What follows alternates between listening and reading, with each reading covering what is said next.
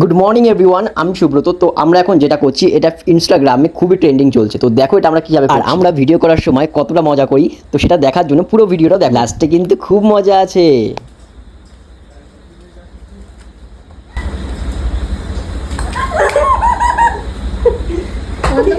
डर गई, बच्चा डर गए, डर गए। বন্ধ করে নিয়েছো? বন্ধ করেছিস? না বন্ধ করে না। বলো আবার হাস, আবার হাস, না আবার হাস। না না হাস না না না তুই ছাগল? না তাহলে করিস কেন? আমি না বলেছি। আমার বাবা জানিস শাহরুখ খান কি বলে? কি বলে? বলে ছাগল। এরকম করে না, সেই জন্য আমার বাবা শাহরুখ খানকে ছাগল বলে। সিরিয়াসলি, সত্যি কথা। কি মা? তা তুই হচ্ছিস তাহলে নিজে ভাবো, করেছে। শাহরুখ খানের সাথে আমাকে তুলনা করছে। থ্যাংক ইউ, থ্যাংক ওর ইউ।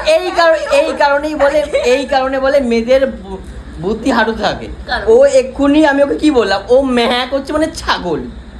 আমি তো বলি যে শাহরুখ খানের বোন, বা তুই শাহরুখ খানের সাথে তুলনা করেছিস। শাহরুখ খানও বললাম আমি- মেমা করে, তাহলে হ্যাঁ। আমিও মেমা করি। না, একই ব্যাপার। তুই ম্যানা করিস মানে তুই ছাগল, তুই শাহরুখ খান না।